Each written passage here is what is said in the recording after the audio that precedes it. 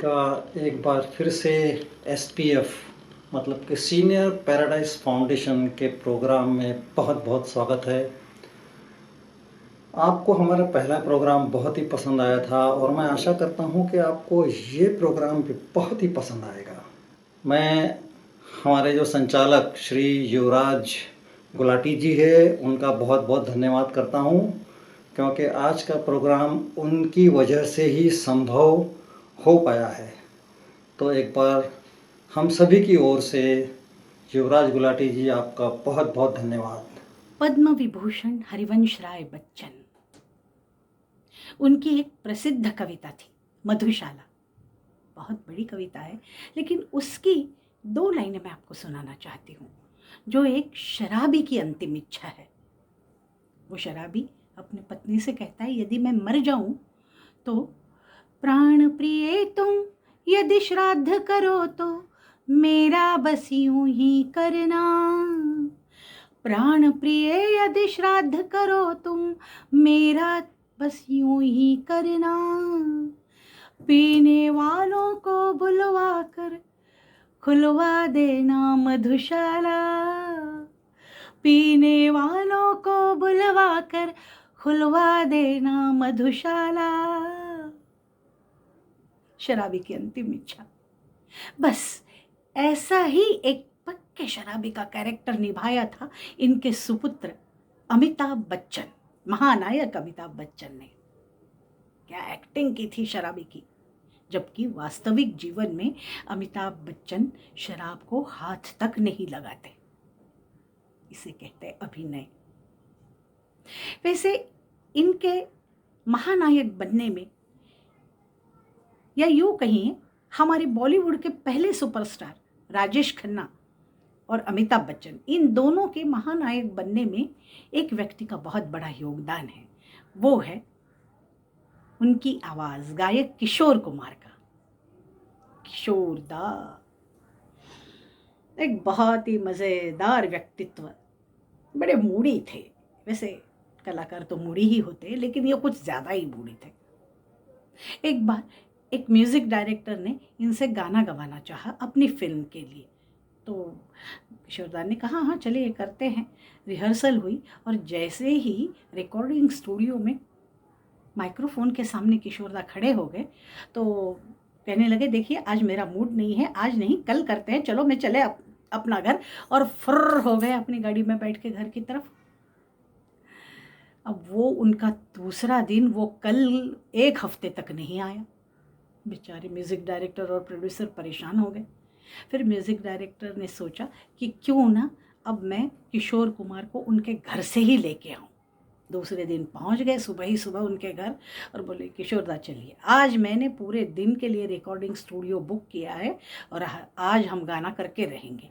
तो किशोरदा ने उनको देखा, बोले अच्छा गाना करोगे, हाँ चलो करते हैं। बोले क्या, एक काम करते हैं, नाश्ता पानी करके निकलते हैं, चाय पियेंगे, नाश्ता करेंगे, फिर चलेंगे। तो म्यूजिक डायरेक्टर बोले चलो भाई ठीक है, कर लेते हैं नाश्ता। किशोर कुमार ने अपने नौकर को बुलाया और उसे कुछ कहा। थोड़ी देर में नौकर आया और उसने एक ट्रे म्यूजिक डायरेक्टर के सामने रखा जिसमें चाय नाश्ता था, और दूसरा एक ट्रे लेके वो आया जो कि किशोर कुमार के सामने रखा। और उस ट्रे को म्यूजिक डायरेक्टर ने देखा तो उन्हें काटो तो खून नहीं। बेचारे परेशान हो गए, क्योंकि किशोर कुमार के सामने जो ट्रे रखा गया था उसमें 2 बड़े बड़े बोल थे, जिसमें एक में था दही और एक बोल में था आम का तेल से सना हुआ अचार। किशोर कुमार ने यूं तिरछी नज़र से म्यूजिक डायरेक्टर को देखा, गाना करेंगे ना, और 1 चम्मच से दही, 1 चम्मच से अचार खाने लगे। दही अचार, दही अचार, दही अचार। और जैसे ही दोनों बोल खाली हो गए तो म्यूजिक डायरेक्टर को कहने लगे, बाबू मोशाय गाना रिकॉर्डिंग करोगे, लो अब करवा लो मुझसे गाना। बेचारे म्यूजिक डायरेक्टर दंग रह गए। लेकिन किशोरदा तो किशोरदा थे, जब भी वो गाना रिकॉर्ड करते थे दिल लगा कर करते थे उस गाने में, और वो फिल्म में जान डाल देते थे। ऐसे ही इस फिल्म शराबी में उनका गाना था, जिसके लिए उनके 2 गाने थे, उसमें से एक गाने के लिए उन्हें फिल्म फेयर अवार्ड भी मिल चुका था। तो इस फिल्म के म्यूजिक डायरेक्टर थे हमारे गोल्डन मैन बप्पी लाहिरी।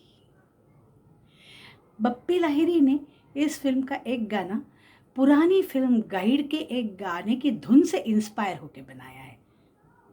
वैसे तो वो गाना उन्होंने इंस्पायर होने के बाद जब बनाया था, वो गवाया था रूना लैला से। फिर बाद में इस फिल्म की जब बात चली तो उन्होंने मेल और फीमेल वर्जन में ये गाना रिकॉर्ड करवाया। फीमेल वर्जन का गाना गाया आशा भोसले जी ने, और मेल वर्जन गाया था हमारे किशोर दा ने। वैसे बप्पी दा को एक और बात के लिए श्रेय देना चाहिए, वो है कि हमारी बॉलीवुड फिल्मों में डिस्को म्यूजिक को इंट्रोड्यूस कराया बप्पी लाहिरी ने। बप्पी दा। तो चलिए सुनते हैं इस फिल्म का वो मेल वर्जन वाला गाना, जिसे लेकर आए हैं हमारे दमदार आवाज के मालिक, बहुत ही सुरीले गायक और हैंडसम गायक संजय ढिंगरा। हम बंदे हैं प्यार के, मांगे सबकी खैर, अपनी सबसे दोस्ती, नहीं किसी से बैर।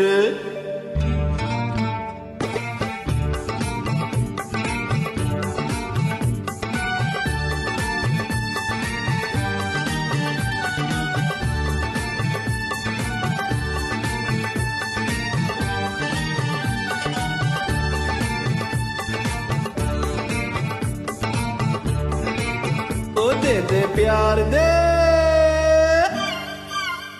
दे दे प्यार दे, प्यार दे, प्यार दे दे हमें प्यार दे, दे दे प्यार दे, प्यार दे, प्यार दे दे हमें प्यार दे।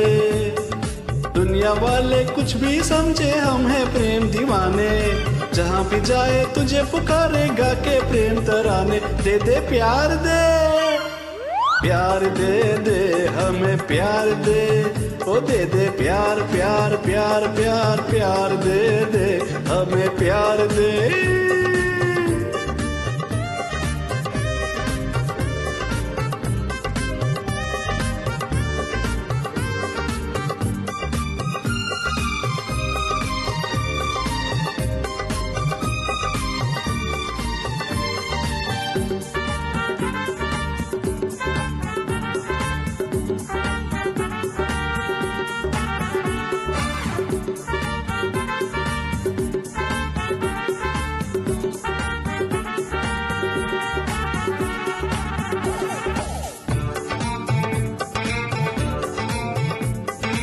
अरे आने को तो रोज ही आते सूरज चांद सितारे, हाँ फिर भी अंधेरी है ये दुनिया,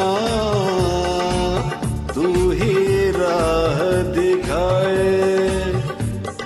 प्रेम प्यार सुख चैन की बरखा तेरी नजर से बरसे, ये दुख दर्द की आग बुझे कोई दिल ना प्यासा तरसे। दे दे प्यार दे, प्यार दे दे हमें प्यार दे, ओ दे दे प्यार प्यार प्यार प्यार प्यार दे दे हमें प्यार दे।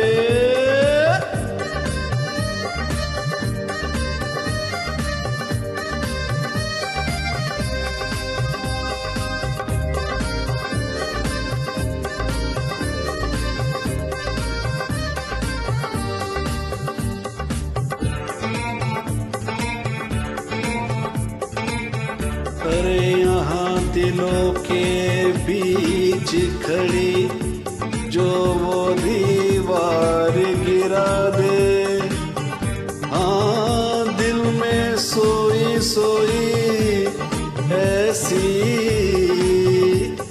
प्यार की ज्योत जगा दे। प्यार हो दिल में तो लगती है सारी दुनिया प्यारी, हम सारी दुनिया के हैं, सारी दुनिया हमारी। दे दे प्यार दे, प्यार दे दे हमें प्यार दे, ओ दे दे प्यार दे, प्यार दे, प्यार दे दे हमें प्यार दे। दुनिया वाले कुछ भी समझे हम हैं प्रेम दीवाने, जहाँ भी जाए तुझे पुकारे गा के प्रेम तराने। दे दे प्यार दे, प्यार दे दे हमें प्यार दे, दे दे प्यार दे, प्यार दे, प्यार दे दे हमें प्यार दे, दे दे प्यार दे, प्यार दे, प्यार दे दे हमें प्यार दे, ओ दे दे प्यार दे, प्यार दे, प्यार दे दे हमें प्यार दे। ऋषिकेश मुखर्जी, जिसे प्यार से लोग ऋषिदा भी कहते थे, हमारी फिल्म इंडस्ट्री के उन बेहतरीन डायरेक्टरों में से एक हैं और इनकी कई फिल्में बहुत ही हिट हुई हैं। ये हमेशा इनकी जो फिल्में होती थी एक मिडिल क्लास फैमिली के आसपास लाइट हार्टेड कॉमेडी मूवीज़ हुआ करती थी और लोग इन्हें बहुत ही पसंद किया करते थे। इनकी एक मैं कहूँ एक आदत थी इनकी कि जो भी इनके साथ में एक्टर काम करते थे उनको कभी भी जिस सीन की शूटिंग होने वाली है उसके बारे में कभी भी बताते नहीं थे।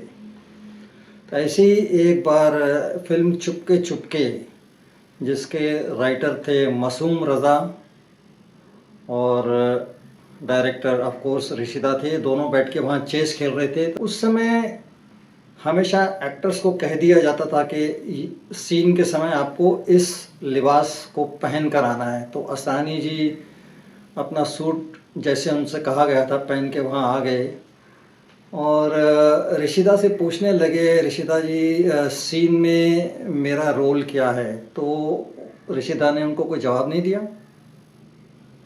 2-3 बार उन्होंने पूछा पर ऋषिदा ने कुछ जवाब नहीं दिया। बोला आप चुपचाप बैठो, जब सीन शुरू होगी आपको बताएंगे। इतने में थोड़ी देर में धर्मेंद्र भी वहाँ आ गए, वो अपने ड्राइवर के लिबास में, और उन्होंने असरानी को आकर देखा कि तो सूट बूट में है। तो उनसे पूछने लगे, असरानी जी क्या बात है, आप सूट बूट में, मैं ड्राइवर के लिबास में, क्या मैं आपका ड्राइवर बना हूँ? इतने में ऋषिदा ने वहाँ से चिल्ला कर कहा, धर्मेंद्र जी आप इन चीज़ों के बारे में मत पूछिए, अगर आपको स्टोरी का ज़रा भी सेंस होता तो आप आज हीरो नहीं, आज डायरेक्टर होते। आप चुपचाप बैठिए, जब सीन शुरू होगी आपको पता लग जाएगा। थोड़ी देर के बाद में वहाँ अमिताभ बच्चन जी आ गए। उन्होंने भी यही सवाल असरानी से किया और ऋषिदा ने उनको वही जवाब दिया, अमिताभ जी आप इस पिक्चर के हीरो हो, अगर आपको स्टोरी का ज़रा भी सेंस होता तो आप डायरेक्टर होते। तो उनकी एक आदत थी कि हमेशा सस्पेंस में रखते थे कि सीन में क्या होने वाला है। ऋषिदा डायरेक्टर कम पर हेडमास्टर ज़्यादा थे। वो हमेशा जैसे अमिताभ बच्चन आते, धर्मेंद्र आते, उनसे इसी तरह से बात करते थे, क्या धर्मेंद्र, क्या अमिताभ, सीन याद की कि नहीं की? धर्मेंद्र जी सीन याद की नहीं की? तो एक हेडमास्टर की तरह उनसे बात करते थे और उनसे काम भी हेडमास्टर की तरह ही करवाते थे।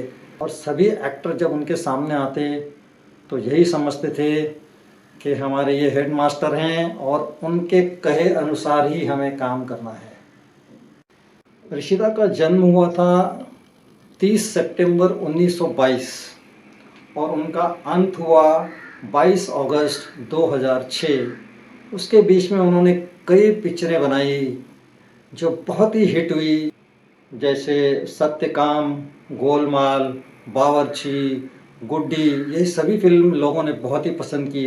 तो चलिए दोस्तों, ऋषिदा की 1975 की फिल्म चुपके चुपके का यह गीत हमारी बहुत ही मधुर गायिका यास्मीन की आवाज़ में।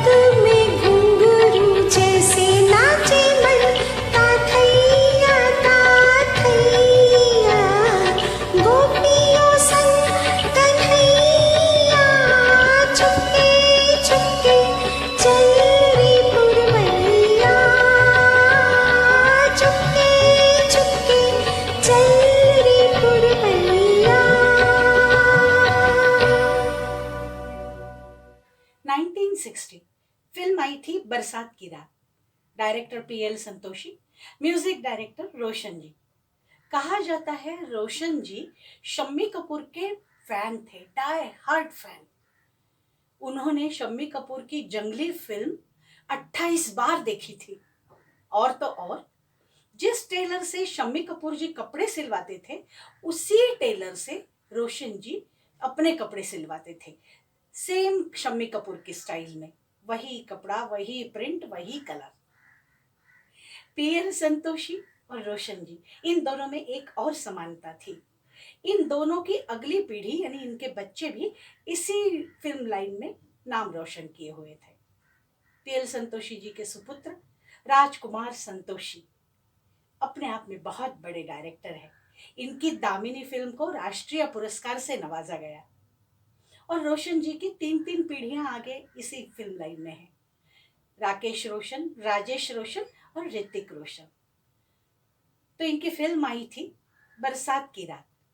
इस फिल्म के हीरो थे भारत भूषण और हीरोइन थी मधुबाला। उफ, क्या खूबसूरत थी वो हीरोइन।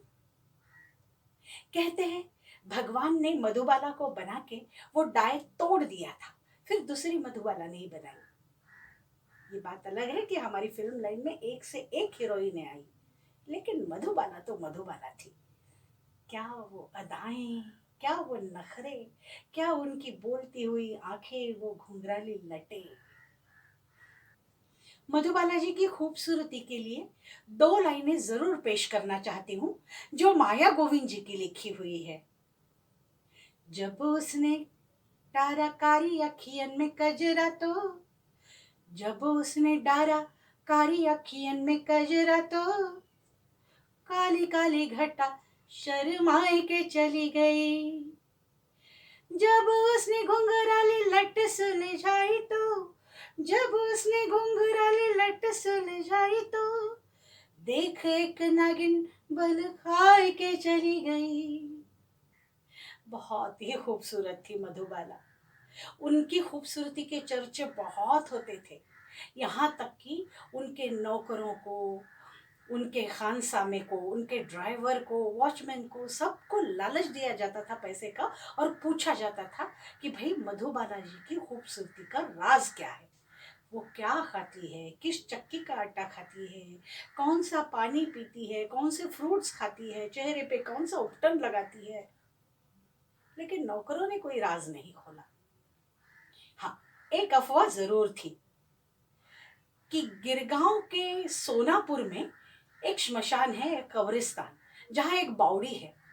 बस उस बावड़ी के पानी से मधुबाला जी नहाती थी। सच या झूठ एक तो ऊपर वाला जाने या मधुबाला जी जाने। लेकिन कहते हैं ना, इंसान की अंदरूनी खुशी उसके चेहरे पे जब आती है तो एक अलग निखार आता है और चेहरा चमक उठता है, खूबसूरत लगता है। लेकिन मधुबाला जी के बारे में ऐसे कुछ नहीं था। वो खुश नहीं थी क्योंकि घर की माली हालत की वजह से उन्हें इस लाइन में आना पड़ा। कच्ची उम्र थी, पहली फिल्म तराना।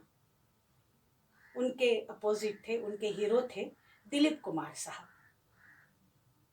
काम करते करते इनका उनसे प्यार हो गया और प्यार परवान चढ़ने लगा। लेकिन मधुबाला जी के पिताजी को ये रिश्ता बिल्कुल मंजूर नहीं था। वो नहीं चाहते थे कि मधुबाला दिलीप कुमार से शादी करे। उन्होंने बहुत कोशिश की ये रिश्ता तोड़ने की, और हुआ भी ऐसे ही। मुगले आजम के शुरू होते होते इस रिश्ते में दरार आने लगी और फिल्म के खत्म होते ही ये रिश्ता भी खत्म हो गया। मधुबाला ने दिलीप कुमार के साथ सारे रिश्ते तोड़ दिए। इस मुश्किल दौर में उनकी जिंदगी में आए किशोर कुमार। किशोर कुमार ने मधुबाला को बहुत अच्छे से संभाला और 1960 में किशोर कुमार और मधुबाला ने शादी कर ली। लेकिन कहते मधुबाला को कोई भी खुशी रास ही नहीं आती थी। शादी के कुछ ही महीनों बाद उन्हें पता चल गया कि उनके हृदय में एक छेद है, हार्ट की बीमारी है। और उस जमाने में मेडिकल साइंस इंडिया में इतना एडवांस नहीं था। उन्हें लंदन जाना पड़ा इलाज के लिए, लेकिन अफसोस वो कभी ठीक ही नहीं हुई। अपनी उम्र के 36वें साल में उन्होंने इस दुनिया को अलविदा कह दिया।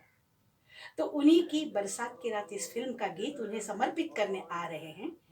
मोहम्मद रफ़ी का गाया हुआ गीत भरत भाई गा रहे हैं। आइए सुनते हैं भरत भाई की आवाज में, भरत भाई देसाई।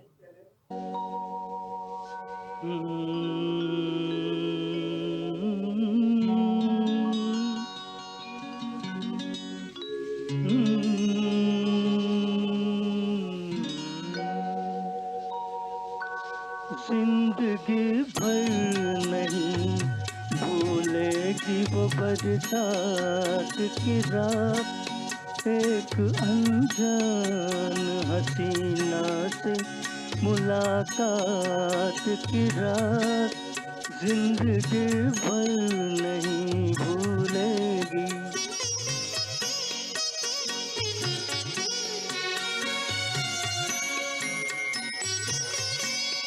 आए वो रेशमी जुल्फों से बरसता पानी, आए वो रेशमी जुल्फों से बरसता पानी, फूल से गालों पे रुकने को तरसता पानी, दिल में तूफान उठाते हुए, दिल में तूफान उठाते हुए, जज्बात की रात जिंदगी भर नहीं भूलेगी वो बरसात की रात, जिंदगी भर नहीं भूलेगी। डर से बिजली से अचानक वो लिपटना उसका, और फिर शर्म से बल खा के सिमटना उसका, कभी देखी ना सुनी ऐसी हो, कभी देखी न सुनी ऐसी तिलिस्मात की रात, जिंदगी भर नहीं भूलेगी।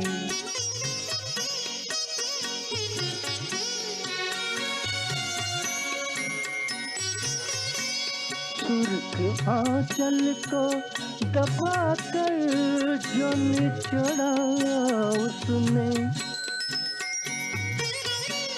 सुर्ख आंचल को दबा कर जो निचोड़ा उसने, दिल पे जलता हुआ एक तीर सा छोड़ा उसने, आग पानी में लगाते हुए, आग पानी में लगाते हुए, हालात की रात जिंदगी भर नहीं भूलेगी। मेरे नगमों में जो बसती है वो तस्वीर थी वो, नौजवानी के हंसी ख्वाब की ताबीर थी वो, आसमानों से उतर आई हो, आसमानों से उतर आई थी जो रात की रात, जिंदगी भर नहीं भूलेगी वो बरसात की रात, जिंदगी भर नहीं भूलेगी। 2003 में एक पिक्चर आई थी मुन्ना भाई MBBS, जिसमें संजय दत्त ने लीड रोल निभाया था, और शायद ही कोई ऐसा इंसान होगा जिसने ये पिक्चर नहीं देखी होगी। तो आइए इस फिल्म की कुछ दिलचस्प बातें सुनते हैं। राजकुमार हिरानी ने जब इस फिल्म को बनाने के बारे में सोचा तो वो ये सोचने लगे कि जो हमारे मुल्क के डॉक्टर्स हैं वो पता नहीं मेरे बारे में क्या सोचेंगे, पर फिर भी उन्होंने सोचा कि ये फ़िल्म तो मैं बनाऊंगा ही, क्योंकि उसकी कहानी बड़ी दिलचस्प थी। शुरू में उन्होंने शाहरुख खान को इस फ़िल्म के लिए लिया था, पर क्योंकि शाहरुख खान के नेक पे इंजरी थी तो उन्होंने रिफ्यूज़ कर दिया। फिर उन्होंने विवेक ओबेरॉय को लेने के बारे में सोचा, वो भी किसी कारणवश नहीं हो पाया। तो फिर जिमी शेरगिल को उन्होंने पसंद किया, पर जिमी शेरगिल भी किसी कारणवश इस फिल्म में काम नहीं कर पाए और अंत में संजय दत्त को ये रोल मिला। जहाँ तक हीरोइन की बात करूँगा, शुरू में ऐश्वर्या राय को चुना गया था, उनको रिप्लेस करके रानी मुखर्जी आ गई, और रानी मुखर्जी भी किसी कारणवश इस फिल्म में काम न करने की वजह से ग्रेसी सिंह को ये काम मिला।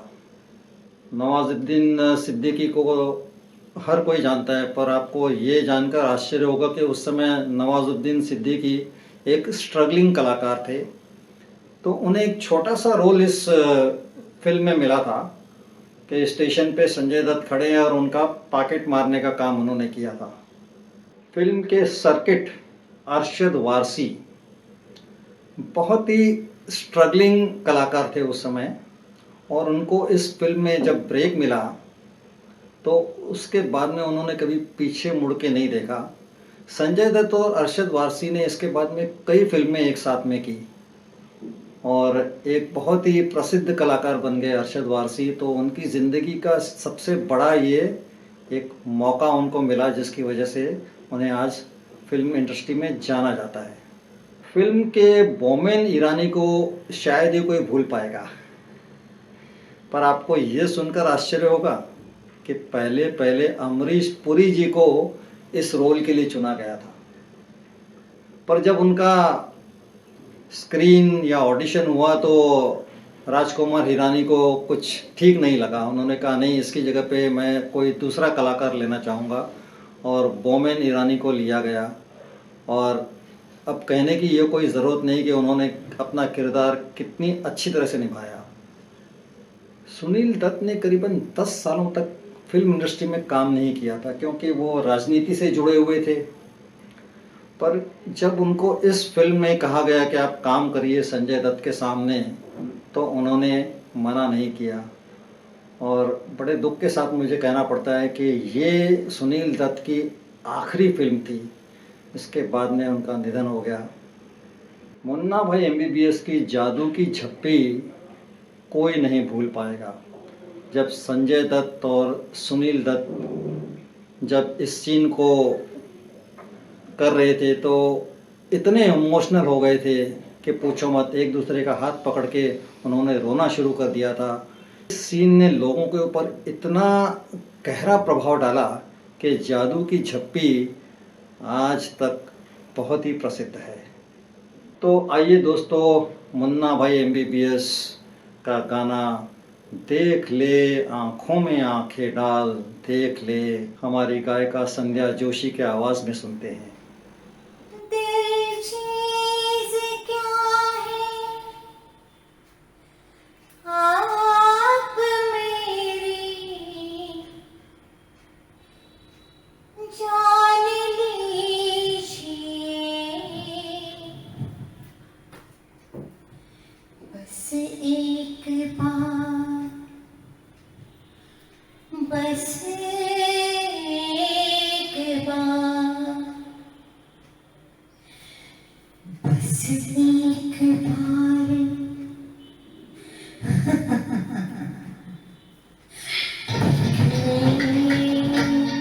आँखों में आँखें सीख ले, हर पल में जीना सोच ले, जीवन के पहले मरना है एक बार, मरने से पहले जीना सीख ले, देख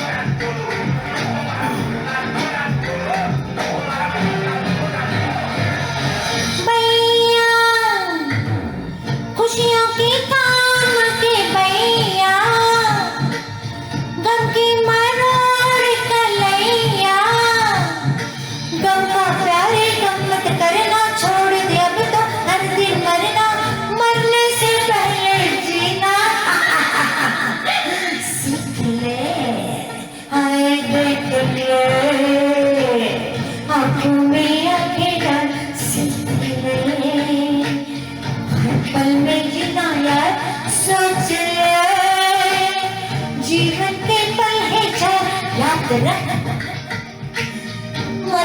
है एक बार, मरने से पहले जीना सीख ले।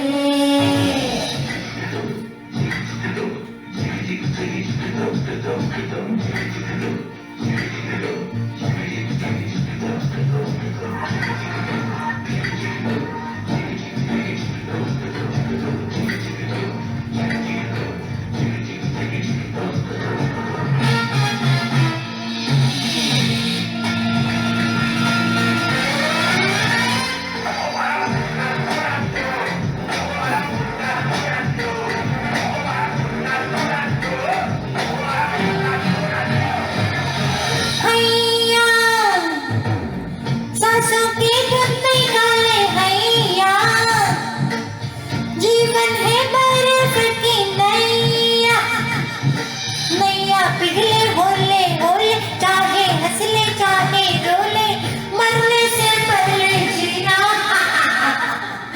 सीख ले।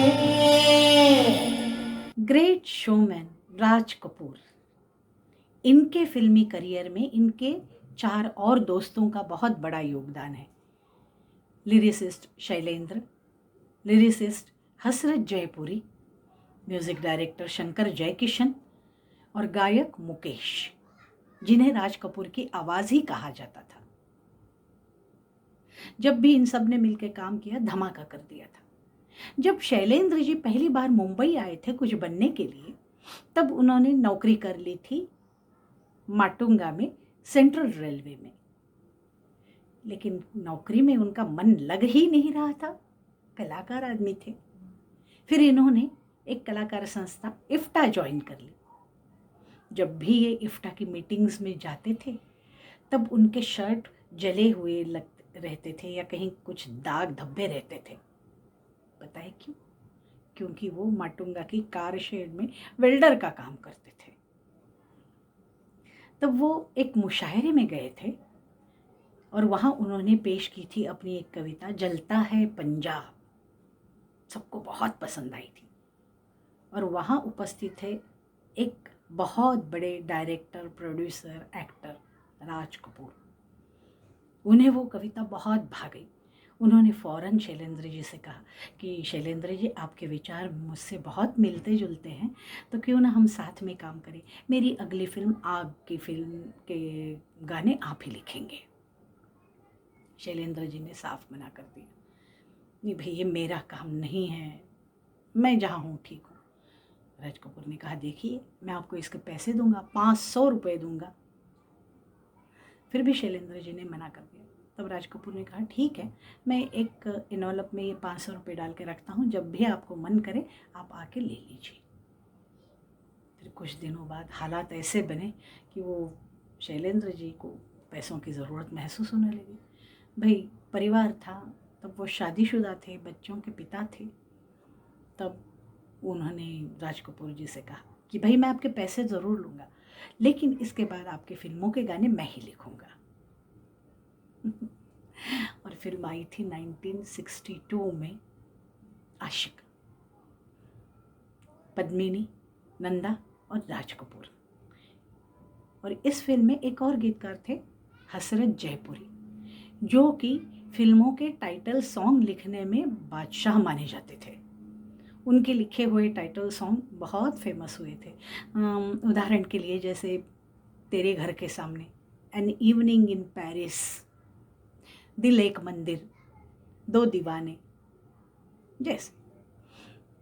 लेकिन इस फिल्म में फिल्मों के बादशाह ने टाइटल सॉन्ग नहीं लिखा था, वो लिखा था शैलेंद्र जी ने, आशिक हूँ बहारों का। तो चलिए सुनते हैं ये गाना हमारे मिस्टर कूल सुरेश टहलियानी जी से।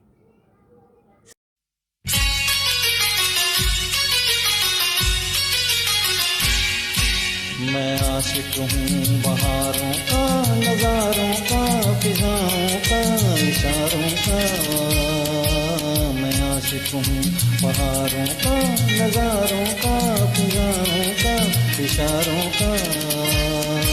मैं मस्ताना मुसाफिर हूँ जवां धरती के अनजाने किनारों का, मैं आशिक हूँ बहारों का।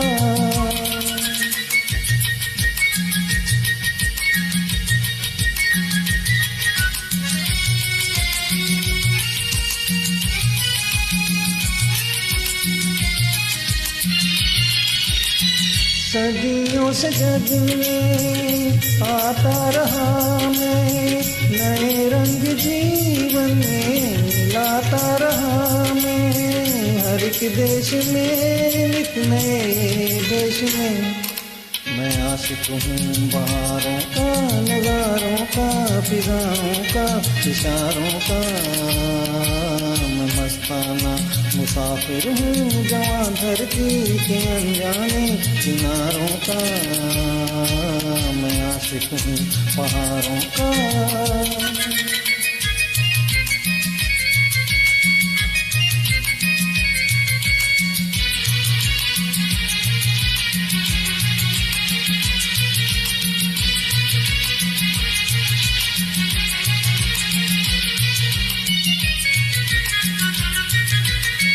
कभी मैंने हंस के दीपक जलाए, कभी बन के बादल आंसू बहाए। मेरा रास्ता प्यार का रास्ता, मैं आशिक हूँ बहारों का, नज़ारों का, फिजाओं का, इशारों का। मैं मस्ताना मुसाफिर हूँ जवां धरती के अनजाने किनारों का, मैं आशिक हूँ बहारों का।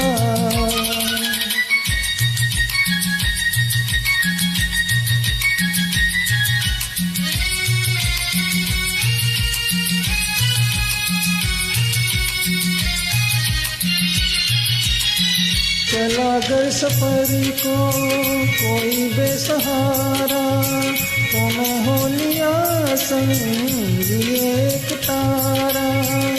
गाता हुआ कुछ बुलाता हुआ, मैं आशिक हूँ बहारों का, नज़ारों का, फिजाओं का, इशारों का। मैं मस्ताना मुसाफिर हूँ जवां धरती के अनजाने किनारों का, मैं आशिक हूँ बहारों का। 1 अक्टूबर 1919 को एक शख्स पैदा हुए भारत में जिनका नाम था असरार उल हसन। यही शख्स आगे चलकर हमारी भारतीय फिल्म इंडस्ट्री के बहुत ही प्रसिद्ध राइटर हुए। इनका नाम था मजरूह सुल्तानपुरी। शायद ही कोई ऐसा शख्स होगा जिसने इसका नाम नहीं सुना होगा। जी हाँ, मजरूह सुल्तानपुरी। मजरूह का उर्दू में अर्थ होता है घायल, वुंडेड, इंजर्ड। ये एक लेफ्टिस्ट थे और लेनिन और मार्क्स की बातों में विश्वास रखते थे और उन्होंने पढ़ाई यूनानी मेडिसिन में की और एक स्ट्रगलिंग फिजिशियन थे, हकीम जिसे कहते हैं। पर मुशायरों में इनकी शायरी, इनके लिखने के अंदाज को बहुत ही पसंद किया जाता था। उर्दू के एक बहुत ही प्रसिद्ध शायर थे जिगर मुरादाबादी। ये इनके शागिर्द बन गए और यही जिगर मुरादाबादी उनको बम्बई ले आए फिल्मों में गाने लिखने के लिए। 1945 में उनको फिल्मी दुनिया में पहला ब्रेक मिला और फिल्म थी शाहजहां। शाहजहां में उन्होंने पहली बार अपने गीत लिखे और उसके बाद उन्होंने मरते दम तक लिखना नहीं छोड़ा। अपनी ज़िंदगी में उन्होंने करीबन 700 फिल्मों में गाने लिखे और करीबन 3000 गाने, जिनमें से कई गाने बड़े हिट हुए क्योंकि वो लेफ्टिस्ट ख्यालों में मानते थे। 1949 में उन्होंने किसी मुशायरे में जवाहरलाल नेहरू के ख़िलाफ़ कुछ बोल दिया। उसके बाद में उन्हें 2 साल के लिए सज़ा हो गई। और सज़ा देने वाला और कोई नहीं था। उस समय बम्बई का गवर्नर मोरारजी देसाई, उन्हें 2 साल की सज़ा हुई। और आपको ये सुनकर आश्चर्य होगा कि उनके साथ में जेल में बलराज साहनी भी थे। फिर 1951 में किसी मुशायरे में उन्होंने कुछ ऐसी बात कह दी कि बम्बई के आर्थर रोड जेल में उन्हें फिर 1 साल की सज़ा हो गई। काफ़ी ख़यालात इनके इनकलाबी थे, उनकी वजह से उन्होंने गाने भी बहुत अच्छे लिखे। जैसे उनका एक गाना देवानंद की पिक्चर है बम्बई का बाबू, जिनमें उनके ख़यालात उनके गानों में उतर आए। गाना था, कलियां हैं अपने देश की फिर भी हैं जैसे अजनबी, किसको कहे कोई अपना यहाँ। मजरूह सुल्तानपुरी ने आर.डी. बर्मन की 74 फिल्मों में गाने लिखे। सिर्फ आर.डी. बर्मन की 74 फिल्में, और एक गाना उसमें से उनकी ज़िंदगी को बहुत अच्छी तरह से दर्शाता है। आज मैं ऊपर आसमां नीचे, आज मैं आगे ज़माना है पीछे। के कई प्रसिद्ध गाने हुए, जिनमें से पाकीज़ा का इन्हीं लोगों ने ले ली ना दुपट्टा मेरा। अभिमान पिक्चर का और एक गाना, तेरी बिंदिया रे, हाय हाय तेरी बिंदिया रे। 1981 में एक फिल्म आई थी जिसका नाम था कुदरत, जिसमें राजेश खन्ना हीरो थे और हेमा मालिनी ने वहाँ हीरोइन के बतौर काम किया।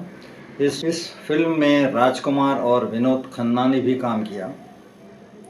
जी हाँ दोस्तों, इसी कुदरत फिल्म का एक गाना, तूने और रंगीले कैसा जादू किया, हमारी एसपीएफ की गायिका रश्मि बड़ी की आवाज़ में।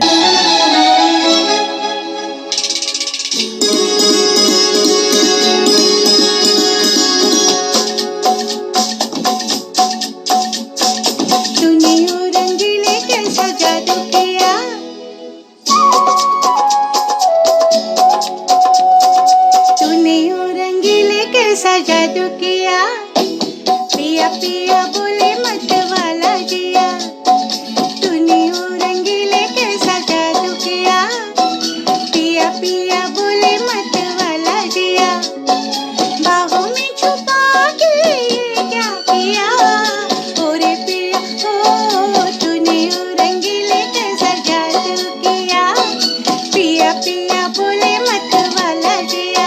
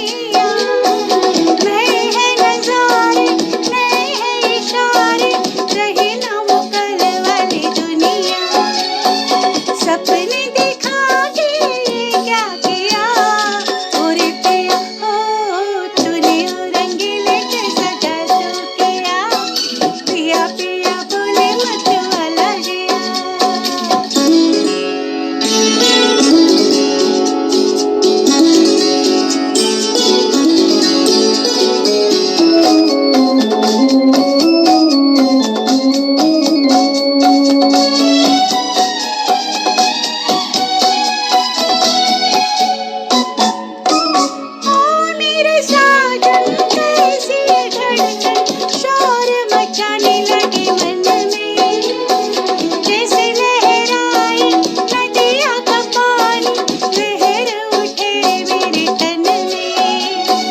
ओ मेरे साजन कैसी है धड़कन, शोर मचाने लगी मन में, जैसे लहराए नदिया का पानी, लहर उठे रे मेरे तन में। मुझ में समा के क्या किया और पिया हो, तूने रंगीले कैसा जादू किया, पिया पिया बोले मत वाला जिया, बाहों में छुपा के क्या किया और पिया हो, तूने रंगीले कैसा जादू किया, पिया पिया बोले मत वाला जिया। इस प्रोग्राम को देखने के लिए आप लोगों का बहुत बहुत धन्यवाद। और हम आपसे वादा करते हैं कि हम फिर एक बार आएंगे आपके लिए कुछ नया लेकर।